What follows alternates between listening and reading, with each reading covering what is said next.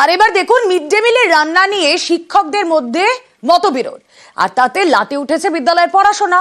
পুরুলিয়ার ঘোঙ্গা প্রাথমিক স্কুলের ঘটনা। রান্নার দায়িত্ব সামলানো নিয়ে মতবিরোধ, মিড ডে মিলে অনিয়মের অভিযোগ।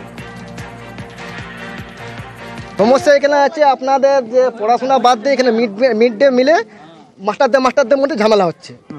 যাতে এটা ঠিকভাবে পরিচালনা করা হয় সেটাই আমরা চাই। ঝামেলা আপনাদের যে মিড ডে মিলে ওদের নিজেদের মধ্যে গড়বে সেটা আমরা ঠিকভাবে জানি না। ওদের মধ্যে যে কিসের ব্যাপারে হেডমাস্টার প্লাস অ্যাসিস্ট্যান্ট যারা হেডমাস্টার আছে বা অ্যাসিস্ট্যান্ট যারা মাস্টার আছে সহশিক্ষক তাদের সাথে ঝামেলা হচ্ছে। তারা বলছে আগের যে মাস্টার তারা বলছে ঠিক মতো খাবার দিচ্ছে না, আমরা যে বলেছি তোমরা ঠিকভাবে আমরা খাবার দিচ্ছি। এই খাবার দেওয়া নেওয়ার সঙ্গে ওদের মধ্যে ঝামেলা। এই যে আমরা এটা বিহিত চান যাতে মাস্টাররা সুশৃঙ্খলভাবে মিড ডে মিলেও ভালো হয় এবং শিক্ষার পরিবেশটা যেমন সুস্থ হয়। আমার বাড়ির চাপ, মায়ের অ্যাক্সিডেন্ট সব কিছু হয়েছে, তখন আমি আমার দায়িত্ব কমানোর জন্য স্কুলে মিড ডে মিলটা বাকি মাস্টারমশাই তুলে দিই এবং স্কুলের আমি টাকা পয়সা সমীরণকে দিতাম, সমীরণ রাজওয়ার মহাশয় অ্যাসিস্ট্যান্ট টিচার। কিছুদিন ধরে এই একটু গ্রামের লোকের মনে একটা খটকা সৃষ্টি হয়েছে, কম পাচ্ছে। তাহলে এই কম পাওয়ার ব্যাপারে ওনারা আমার কানে তুলছেন ব্যাপারটা, যেহেতু আমি স্কুলটা দায়িত্বে আছি, হয় মিড ডে মিলটা তোমরা চালাও, দায়িত্ব সহকারে তোমরা মিড ডে মিলটা চালাও, আর নচেত তাহলে আমাকে দায়িত্ব দিয়ে দাও, কারণ এই জবাবদিহি আমাকে করতে হবে। নগদে টাকা সরকারের। মহাকুম্ভে মৃত্যুতে নগদে আর্থিক সাহায্য, মৃতের পরিবারকে নগদ 5 লক্ষ টাকা। ইউপি সরকার নগদে টাকা দিয়েছে বলে দাবি। নগদ টাকা নিয়ে ফাঁপড়ে মৃতের পরিবার। বারবার চেয়েও ডেথ সার্টিফিকেট মেলেনি। নথি ছাড়াই আর্থিক সাহায্য পেয়ে দীপক।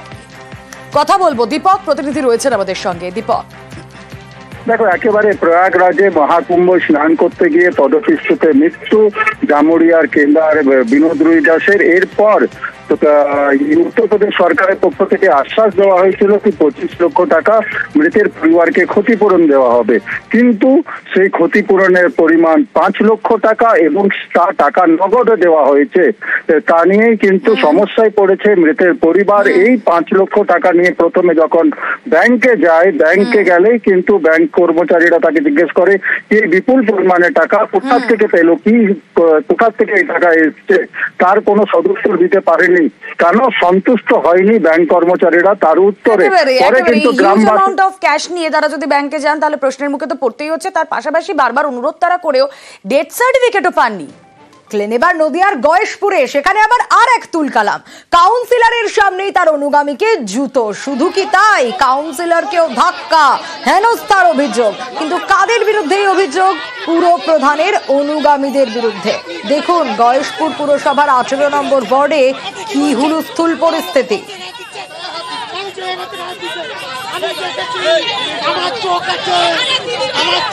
আমি ছাড়বো না।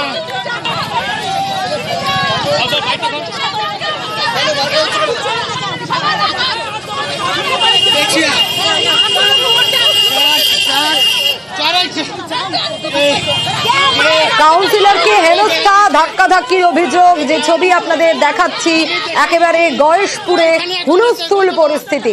পুর প্রধানের অনুগামীদের বিরুদ্ধে এই অভিযোগ উঠছে, যেখানে কাউন্সিলরকে ধাক্কাধাক্কি করা হয়েছে, হেনস্থা করা হয়েছে।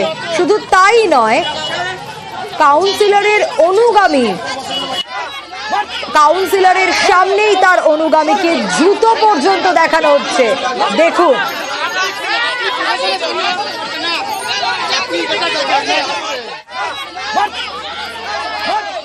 অশান্তিটা হচ্ছে আমার ওয়ার্ডে গয়েশপুর পৌরসভা।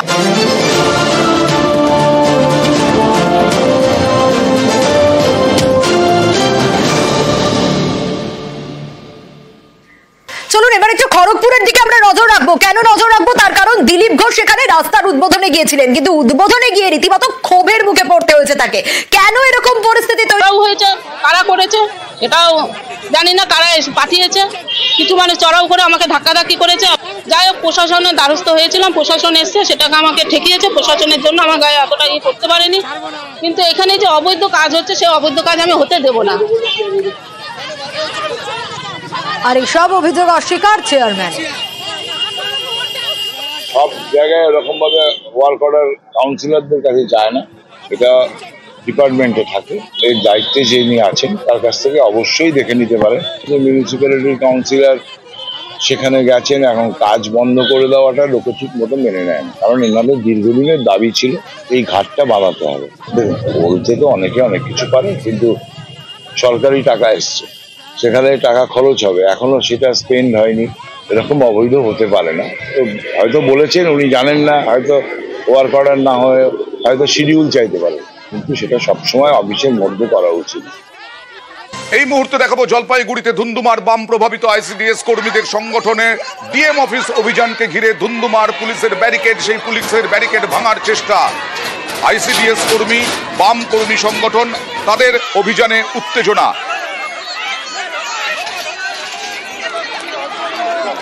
কথা বলবো প্রতিনিধি শান্তনুর সঙ্গে, তাদের দাবি কি কি?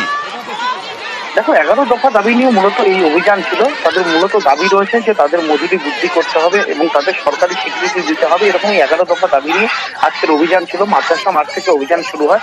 আইসিডিএস কর্মী, অঙ্গনওয়াড়ি কর্মীরা যখন মিছিল করে জেলা শাসকের দপ্তরে যান, তাদের কথা ছিল প্রথমে স্মারকলিপি জমা দেবেন, কিন্তু দেখা যায় যে তারা তো সকলে মিলেই ভেতরে ঢোকার চেষ্টা করেন। সেই সময় পুলিশ তাদের আটকে দেয়, মতনে বাদানুবাদ চলতে থাকে, ধাক্কাধাক্কি শুরু হয় এবং ব্যারিকেড ভাঙারও কিন্তু চেষ্টা চলে।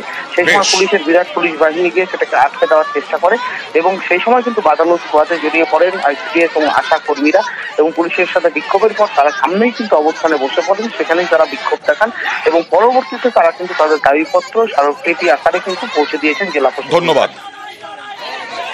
এই মুহূর্তে নিউজ 18 বাংলায় যারা চোখ রেখেছেন তাদের জন্য জানাই, আপনারা শান্তিনিকেতনে যাবেন। শান্তিনিকেতনে গেলে বিশ্বভারতী আপনাদের জন্য খোলা। রবি ঠাকুরের বিশ্বভারতীতে ঢুকে পর্যটকরা দেখতে পারবেন রবি ঠাকুরের বিশ্বভারতীতে বছরের পর বছর ধরে পর্যটকদের জন্য বন্ধ ছিল দরজা। এমনকি প্রাক্তন উপাচার্য বিদ্যুৎ চক্রবর্তী কোন রকম উদ্যোগ নেননি বলে অভিযোগ এই পর্যটকদের জন্য খোলার জন্য। আর নতুন যিনি উপাচার্য তিনি এই নির্দেশ দিলেন। কথা বলবো প্রতিনিধি ইন্দ্রজিতের সঙ্গে। ইন্দ্রজিৎ, কোন কোন জায়গাগুলো পর্যটকদের জন্য খোলা ছিল এবং খোলা থাকবে?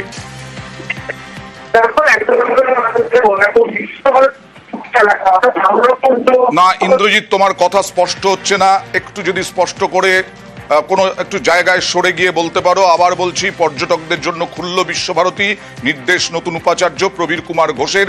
ইন্দ্রজিৎ। আশা মাঠ থেকে শুরু করে আম্রপুঞ্জ, গৌর প্রাঙ্গণ, এই সমস্ত জায়গা কিন্তু এতদিন পর্যন্ত অর্থাৎ করোনা কালের আগে এবং না, ইন্দ্রজিতের কথা একদমই স্পষ্ট হচ্ছে না। যাই হোক, পর্যটকদের জন্য খুলল বিশ্বভারতী। তৎকালীন উপাচার্য বিদ্যুৎ চক্রবর্তী, করোনা কাল অনেক বছর আগে চলে গেছে, তার বহু বছর পর এবার নতুন উপাচার্য যিনি এলেন তিনি পর্যটকদের জন্য বিশ্বভারতী খুলে দিলেন। বিশ্বভারতীতে পর্যটকরা এবার সব জায়গাগুলো ঘুরে ঘুরে দেখতে পারবেন।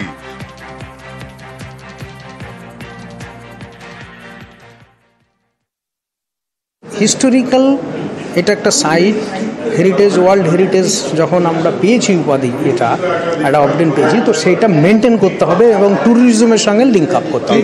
এসেই আমি অ্যাপ্রুভাল দিয়েছি ওটা খোলা হোক। এটা open campus, it has no boundary, so it has some issue, security এসবগুলো। তো we are taking care, we are discussing and we will be taking care ট্যুরিজমকে, কারণ ফ্রি অ্যাক্সেস এইসবগুলো আছে, এগুলো আমাদের ডিসকাশন করছি স্টেটের সঙ্গে। Discussion administration, particularly the local administration is very important to us, so they will take care.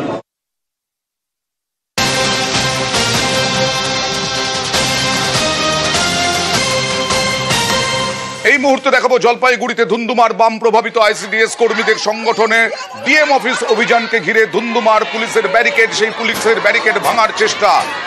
ICDS কর্মী, বাম কর্মী সংগঠন, তাদের অভিযানে উত্তেজনা।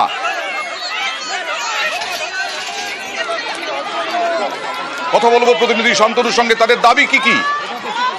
দেখো, 11 দফা দাবি নিয়ে মূলত এই অভিযান ছিল। তাদের মূলত দাবি রয়েছে যে তাদের মজুরি বৃদ্ধি করতে হবে এবং তাদের সরকারি স্বীকৃতি দিতে হবে, এরকমই 11 দফা দাবি নিয়ে আজকের অভিযান ছিল। মাদ্রাসা মাঠ থেকে অভিযান শুরু হয়। আইসিডিএস কর্মী, অঙ্গনওয়াড়ি কর্মীরা যখন মিছিল করে জেলা শাসকের দপ্তরে যান, তাদের কথা ছিল প্রথমে স্মারকলিপি জমা দেবেন, কিন্তু দেখা যায় যে তারা তো সকলে মিলেই ভেতরে ঢোকার চেষ্টা করেন। সেই সময় পুলিশ তাদের আটকে দেয়, মতনে বাদানুবাদ চলতে থাকে, ধাক্কাধাক্কি শুরু হয় এবং ব্যারিকেড ভাঙারও কিন্তু চেষ্টা চলে।